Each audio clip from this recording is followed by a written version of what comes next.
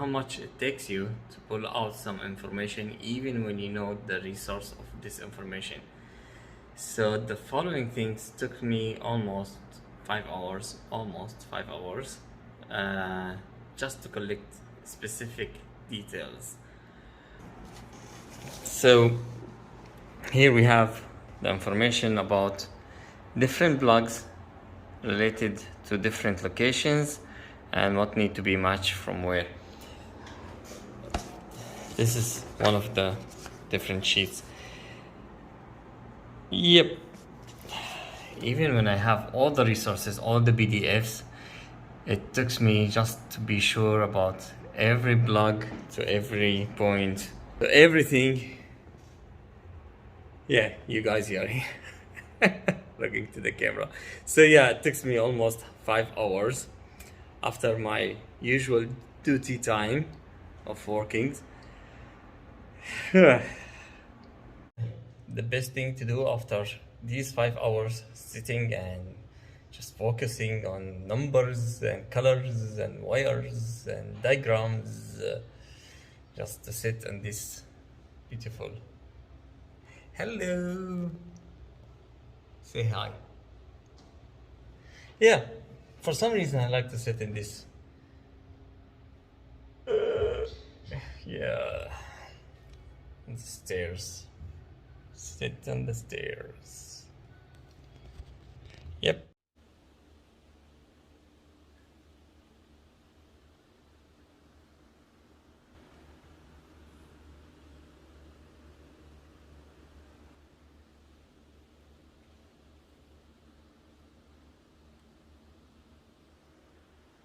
I don't get it. It's not working. Tried everything. Programmed the clusters. We programmed the smart junction box. We programmed the SRS system. We programmed the ABS. We programmed the PCM. We programmed the body control. Not working.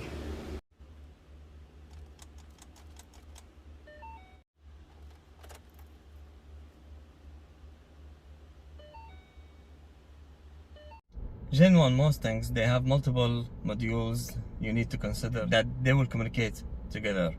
So we have the ECM, which is the module which is communicating with the engine. And then we have the steering rack.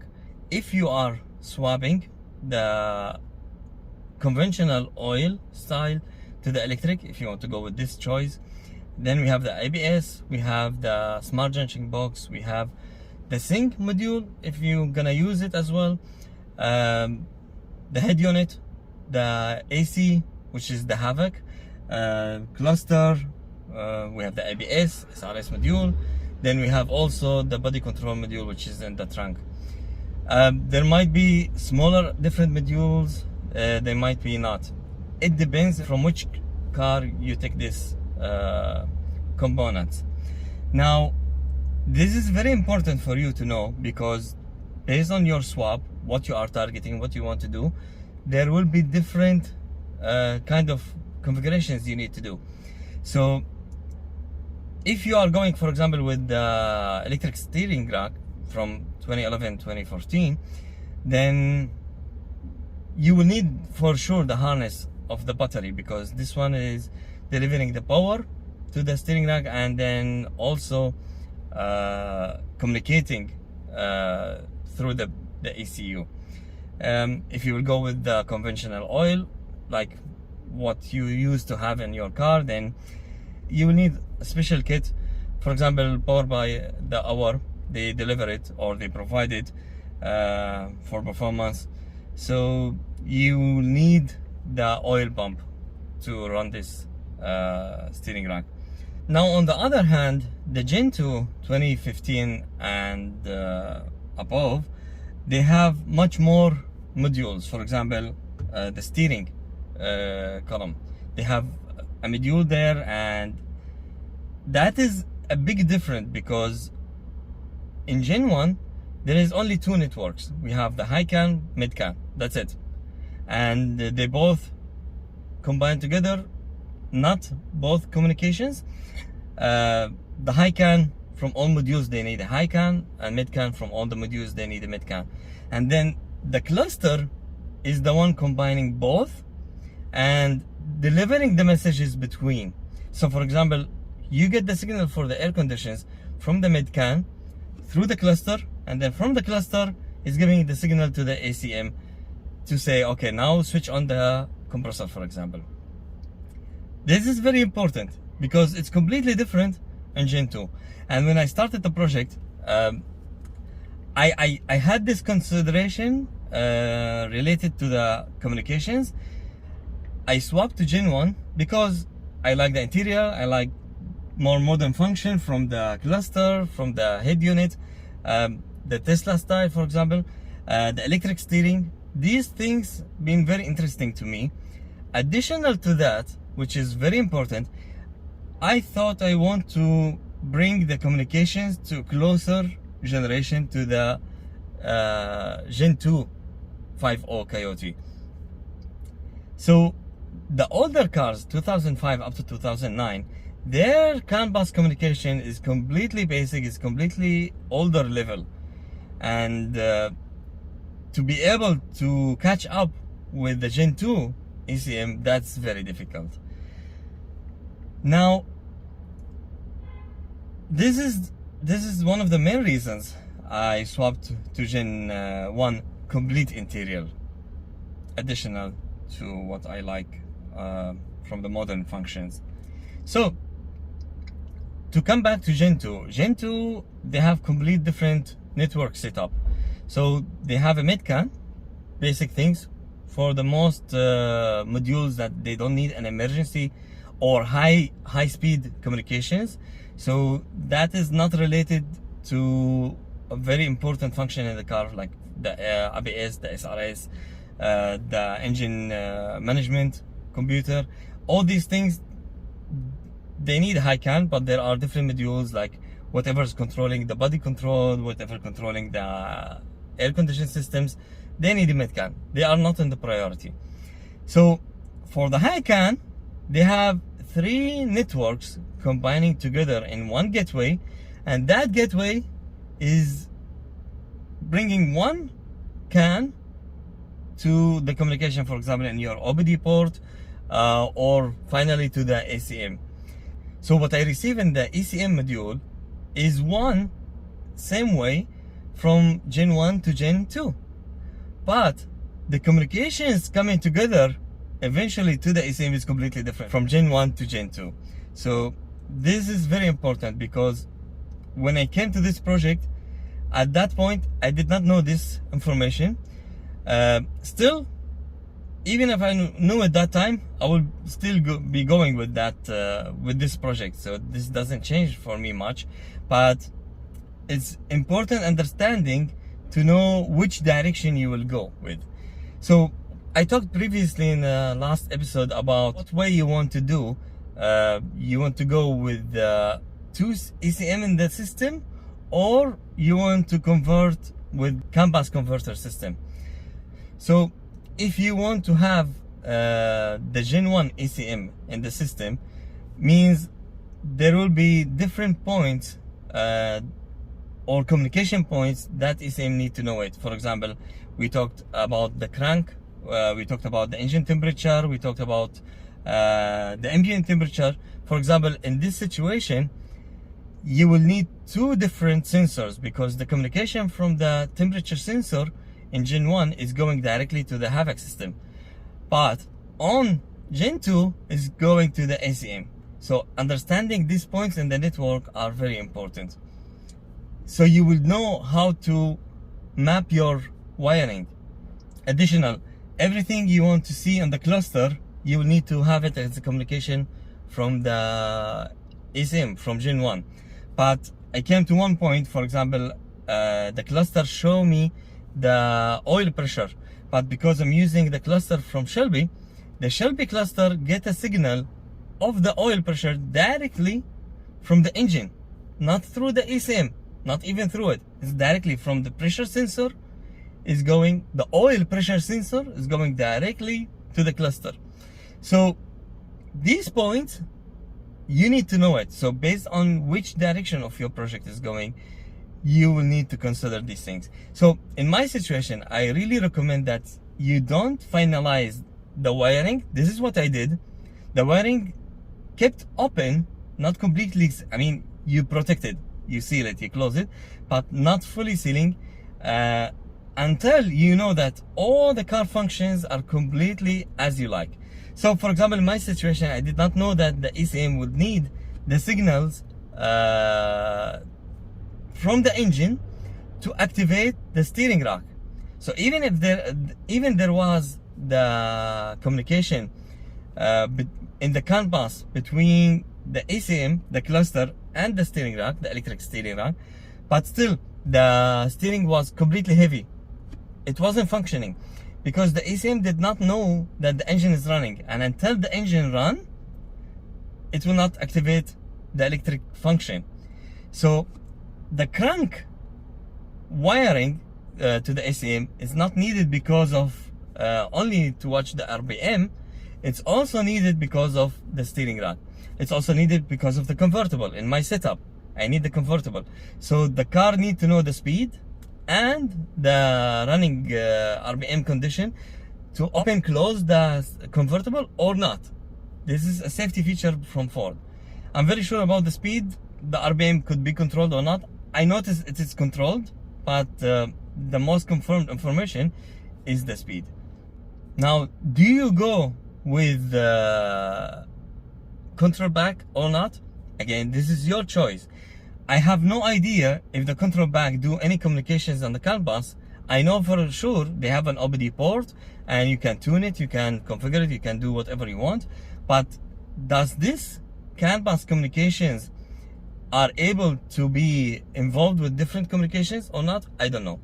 Now, in my setup currently, to run everything perfectly, I used the ECM from Gen 1. But my aim, which I'm still working on, is developing a module, which is the CAN bus convertible, that it gets all the signals related to Gen 1 converted to all the signals related to Gen 2. This function would need lots of monitoring, data analysis, and data converting between both. So I'm still collecting this information. Now, do I need it? No, everything is functioning well except for the AC. So the AC control function is coming from the internal components, like the HVAC, to the cluster, and then it's going to the ACM. I don't have this. It's not possible to control it unless you have the CAN bus converter module. So that's being said, additional to that, if you want to have it, the cruise control. The cruise control in Gen 1 is two signals going all the way to the ACM to say, okay, now fix the speed, now change the speed, now release the function.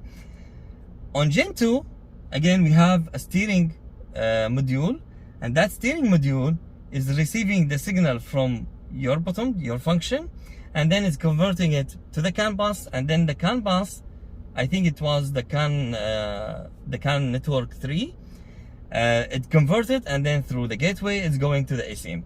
Now the CAN bus converter module, which is I'm using, it has the ability to receive any kind of conventional signals, like for example from the cruise control buttons, convert it the way you program it, and then you can send it to the ECM from Gen 2. So eventually everything is working, but how do you configure to do this? I'm not sure also if this will be possible with the control back. The thing I'm trying to clarify here is that you have two main options. Either going with the control back, but then you need to be sure which kind of functions you will need to have. Is it gonna be possible to run these functions through the control back, or go with the ACM from Gen 2, just buy a used one and then go with it, and then go with the network configurations the way you like, either with the existing Gen 1 or with the aftermarket CAN bus converter module. And based on that, the same situation, either you use a Gen 2 ECM module or a control pack, you will have additional OBD port, and make sure you don't mix the locations, because once I did by mistake, I plugged the tuner device to the Gen 1 and then start working on it. I want to tune the engine, and then I thought, okay, why do I see the information of 2014? So in my situation, I put the OBD port of Gen 2 on the right side, and the original location of the OBD port, this is for the Gen 1. So that is one of the things you eventually will need it with this swap. One of the most interesting things about Gen 2 ECM is that it can run independent. So it doesn't need, or it doesn't ask for any kind of communications. You can just put it there, plug it, and run it. The same way, it can be the same way exactly like a control pack, but still it can deliver you the further functions for the normal car, which is, in my case, that was the target. So I'm very sure for your project, in your situation, things could be completely different. Yeah, therefore, feel free to ask me, and I'll do my best to answer any questions related to any special configurations you are planning to do in your car. I'm truly looking forward for your project, guys. I believe strongly that you will need either all these devices or some of them. So you will need an IDS VCM tool with the IDS software. This is to be used with the ForScan, OBD link. They have different releases, and you might not need exactly the MX Plus. Generally, you will need an active ELMA 327, but I found that this is the best one to be sure that you can do whatever you want. You can use ForScan with this one, so if you have this, you won't need this at all. And this is what they call the iProg. This mainly will be for the ABS module. So it depends on the situation. If you are able to have a one body with all the components you need, all the modules, the perfect ECM, the perfect smart junction box, cluster, all of them, this is exactly what you want, just swap in. You won't need, mostly you won't need these things. But like in my case, for example, I couldn't find the perfect combinations. So always I found this car, I found that module, I found this harness. So I had to combine all these things together. So either you have someone who have access to these tools, who able to work on them, because you need to understand how the software works. It's not that hard. I found some videos on the internet and some forums that explains a few details, especially for this IDS system. You can buy IDS license from Ford website, which is really amazing. It makes things really easy. And then you configure all the modules together, even for example for the ABS. If you want to go with the ABS, like in my situation, I have a Brembo back. So again, I needed this one with the ForScan. And as you saw in my previous video, the way I changed the logo from the pony to the Cobra, again, using ForScan with this. Why did I need an iProg module? Because I couldn't find a used SRS module or RCM module that it has no crash history. So actually with this one, I'm being able to clear the crash history, reset the module, and then reprogram it with the VIN I have, because the airbag module, it has the VIN, the ABS module, it has the VIN, the smart junction box, and the ECM, all these four of them, they have the VIN from the car. So I had to reset the VIN on all of them and then bring them all together in the network. Uniting them with the VIN is actually a part of IDS function. You will need to use the installation program module. So with that process, you can program the modules, and then also you might need this one as well for the path system, in case if you're changing the key. But for sure, if you are changing the cluster, if your swap is from 2005, 2009 to the Gen 1 2011, 14, then that cluster, it has the security system, and you would need to program it for your own key, and this is my case. So I still use my original keys of the car from 2008 with the new module just being programmed there. Every experience from every part you do, you need to learn something. So this is the double clutch of the TR6060, and this thickness with the crank plate, the normal screws won't fit. It's too short, and many people do this mistake I found on the internet. So you will need these long bad boys. These come with a double clutch of the 2018 and plus. So these are longer, stronger, fitter. I like it.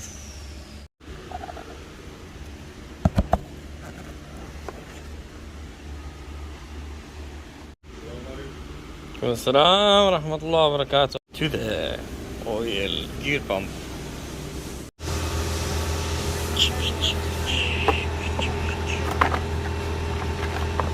Old, new, old, new.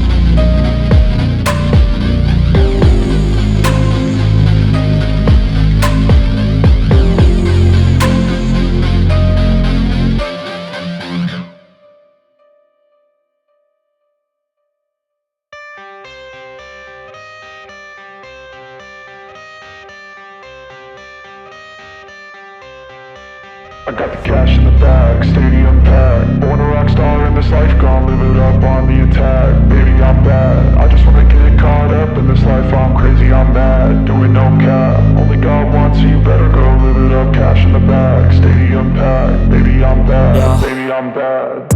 I just wanna stay bad, stay mad. Chip on my shoulder cause they treat me like an outcast. I ain't gonna take that, stay back. I'll be swinging hard till the hits come in all caps. I ain't gonna lay back, pray that someone's gonna help me. Ain't nobody like that.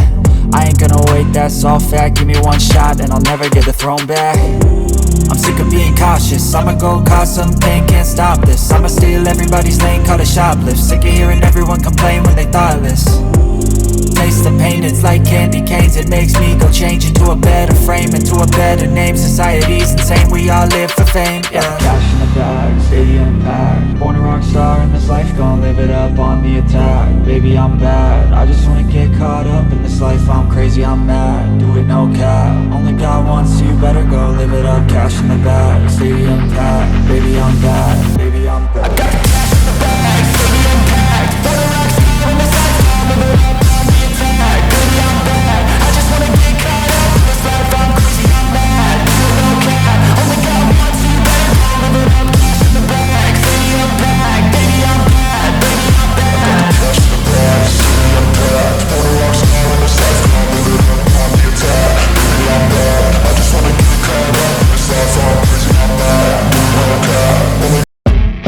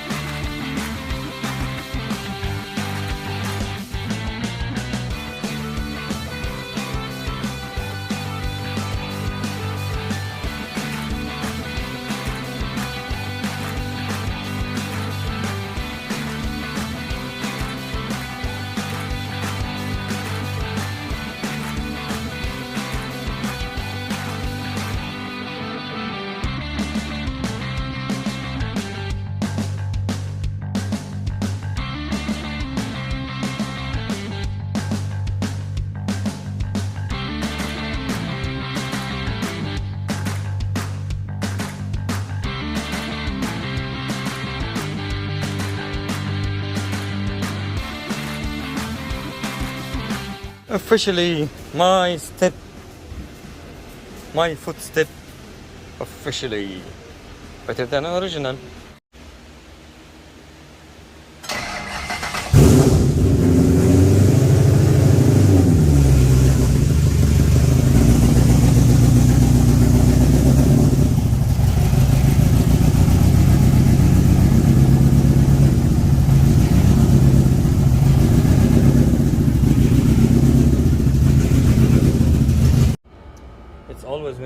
come to the end, you find out the more challenges. So for example, so the plug for the oil brake level sensor is different.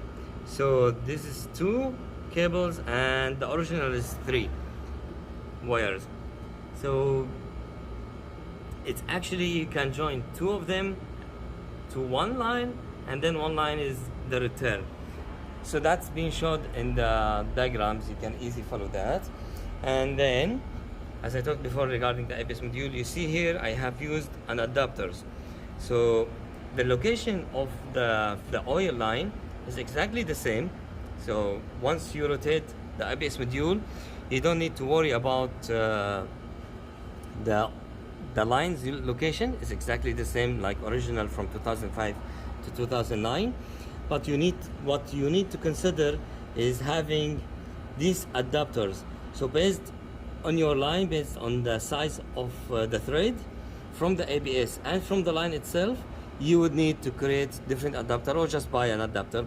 In my case, there was a workshop expert on this. They just fabricated these adapters for me. Also, as we talked, the ambient temperature sensor, there should be eventually 2. One is going directly to the Gen 2 ECM, and one is from the original harness going to the internal HVAC system. So this plug from the canister is also one of the things, it's different size. So you need your original plug to fit it from the new harness.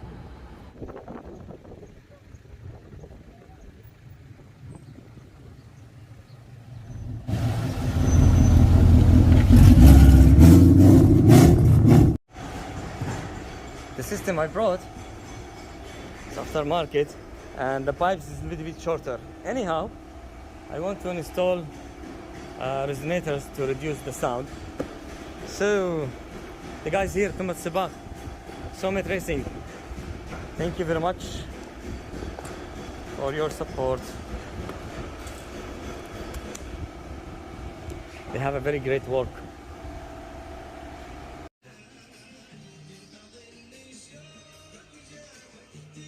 They are the experts. والله حبيتهم.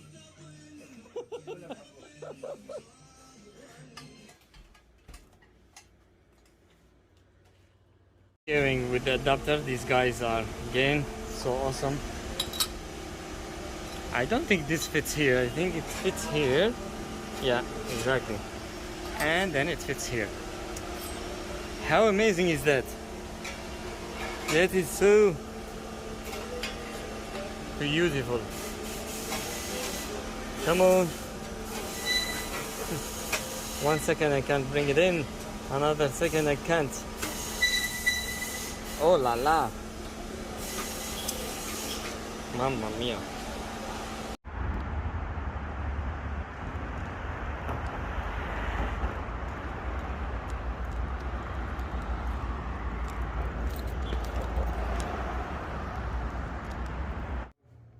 And now we come to the most important question, which is the key for the whole project. Is it worth it? In my opinion, of course, there is no discussion. I love it, I enjoy it. I would have done it all over again if I know it's gonna be this difficult. It's not that difficult, but nobody did it before, and the resource of information was kind of limited. Now, it's in your hand. Hopefully, everything you could ask, it's available. So, I would say there are very, very, very important points. You need to plan if you think about this project, if you want to swap your car with the same way or similar way. So you have few points. First of all, specifying your model, because if you are 2005 up to 2009, there are more things you would need to do since if you are 2011. Now 10 is kind of be confusing because you will have to do things but not everything. So 2011 up to 2014, you guys have everything ready just to swap the engine and do the wiring things which I did. So the work effort is way much less. Then also there are going to be things much more easier for you. For example, you might be keeping your transmission, so you don't swap it, then the cost is also less. The most will be for the guys 2005 up to 2009, and this kind of work already being covered completely in my project. So the information you could need, I hope so, it's all there for you.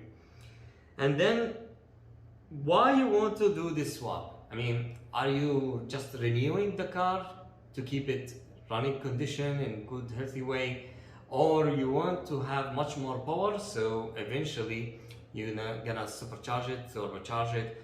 This is very important because based on that you could do different choices based on the transmission, based on the engine, because I would say between the F-150 Coyote engine or the Mustang Coyote engine, there would be, of course, a big difference in the cost. And then based on that, I would say if you're gonna supercharge it, just go with the Mustang Coyote.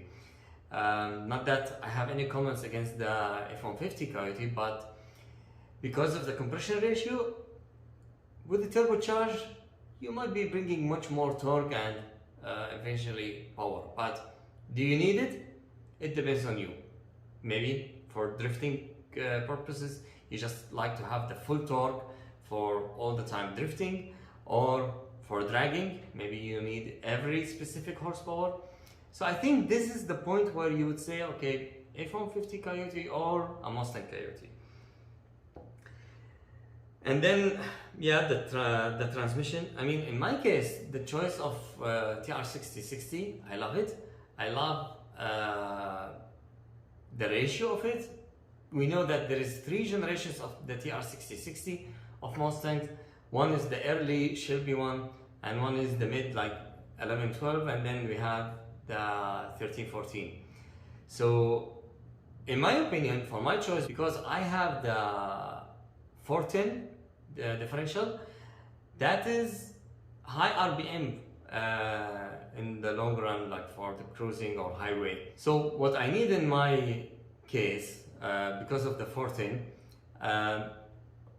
I like to keep the high torque, so I need much more torque on the first gear, and for cruising and highway I like to have the lower RPM, so I need a better ratio. So this is what will bring you to choose which of them to select. Yeah, we talked supercharging, turbocharging is also very important, and then we come to the cost. So if you want to go Coyote Gen 2, the cost of the car is specific, we know it. Of course, if you are buying a fastback or you're buying a convertible, you know the price. What I did with this swap, with everything cost I had, it's really amazing, guys. I put things I did not need normally for the swap. So for example, I had the remote starting system, that expenses in the limit where you might not need. I spent the money on the Shelby cluster, I spent the money on MGW shifter, which is in my opinion the best. There is no other discussion to do it with like OEM, but if you want to save some cost on that stage, the dash, if you are gonna go with the electric steering system or you want to keep the conventional, these things are affecting the cost, the total cost. But still, with everything I did, overall cost was amazing. I mean, I couldn't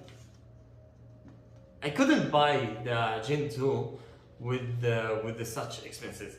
So I think now we're gonna be making the list. So we needed the full dash of the interior with the mid console. We needed the door decorations. It depends, you're gonna go with the basic, with the premium, with the subwoofers. This all gonna be your choices. There was the cost of the cluster, which is the cluster and the dash. This is very important to consider. The remote starting system, The fueling, I thought it's gonna be the best. Just go for it. You could survive with the original fueling, just make it on the limit. But in my opinion, is just do it at once and make everything working perfectly. There are accessories you need to think of buying: the acceleration pedal, that is from Gen 2, which I also, an additional, I went with the MGW shifter. I bought the TR6060. I could have spent much more money on T56, but mainly that was not available in the market. I would thought about it, if it was, but yeah, I couldn't have access to one. Even the TR60, that was not so easy to get. I got it from different country completely. The MT82 is fine, but since I'm planning to go supercharge, I thought just go with the best at once. I didn't want to spend the money twice for the transmission, for the drive shaft, because that's also you need, for the clutch. These things needed, so it's gonna be much more easier to consider. Now, the engine is also very important. You will need the engine itself. Again, if you're gonna go with F-150 or if you're gonna go with the Mustang 5.0, that's your choice. You're gonna be saving money on that. It's up to you. And we have the ECM. You're gonna need it. There will be some additional accessories to that stage, which is the cooling line, the AC line modifications, as we saw. The lights, you're gonna need to do some wiring for that. It's no big deal, for the tail light and the headlights. The ABS module is also needed. The electrical steering rack, that is also if you want to go with it. If not, then your choice of going with the aftermarket kit for the oil pump. The transmission overall, you need to consider the transmission itself, the clutch, the drive shaft, and then the shifter. All these things are important. To that as well, you need to consider seriously, it's not like to consider, that's gonna be a must to have, the battery harness, and also you will need the plug of the ECM to be able to engage it with the original wiring. Now, if you are buying for your 2005-2009, of course, as we saw, you will gonna be needing the full harness of the full car. So we are talking about the full harness from the interior with whatever related to it, from the SRS sensors, from the SRS module, from the door window motors, the door actuator, all these things you're gonna need it, which was already listed in all of the videos. Now also the fuse box of the engine bay, you're gonna need that. Additional, you could think about the headers. Now I was lucky, I found the American Racing headers. My choice was 2014. The headers of 2014 for the Gen 2 fits perfectly, and also it fits in our body, because the headers from the Gen 2, it has different curves, and I read somewhere that it could be difficult to fit it in. So the headers you're gonna go for is 2011 to 2014. And then of course you're gonna exchange the full exhaust system. So we're talking about headers, H or X, it's up to you. The pipes, which is going over the rear axle. So we have the rear mufflers. So all the line, all the way, you're gonna need it. Now, all the accessories on the engine bay, like the ABS line, the radiator itself, in general, all these things fits. You might need to do some minor modifications, but nothing serious to worry about. So the cost for me, for everything I had to pay for, all these additional accessories, function, the Tesla screen, the remote system, all of it, as you saw it on the project, it cost me around $20,000. So I'm very sure the Gen 2 is much more expensive on that. But I have had very, very good advantage. So all the components on my car, existing components, everything, it was in very, very good condition. So I've had the engine, the supercharger, the transmission, the interior, many accessories, many harnesses, and I have been very happy and very glad that I've been able to sell all these components to good friends, to good people, and hopefully they enjoyed it very well. That saved me a lot of cost. So I would say eventually, after selling all the parts I have had and buying everything cost I had, it cost me around 10,000. So of course I came back eventually non-supercharged. Now my car is kind of stock. Yeah, I have headers, few things, but let's say kind of stock. So there is no supercharge. Now, if I want to go with the supercharge, it's gonna be an additional cost. But still, even if I spend the money on the supercharge, now my car is gonna be a 2008, a very, very, very low mileage of transmission and engine, which is amazing. My differential is already fully renewed, so I think I drove it like 5,000 or less. So the car and the body is very clean. The body is being refreshed and renewed completely.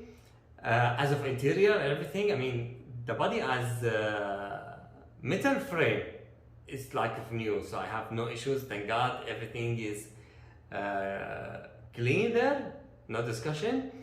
And if we think that after all that expenses and cost to reach a Gen 2 Coyote with supercharge in my car, with everything I did, with that cost, I would say that's very tempting. So if I would buy a used Gen 2, I never know the condition of many things. I could have higher mileage, and then I would need to buy the supercharger. And if we think about this cost, it's not comparable. The cost is gonna be big different.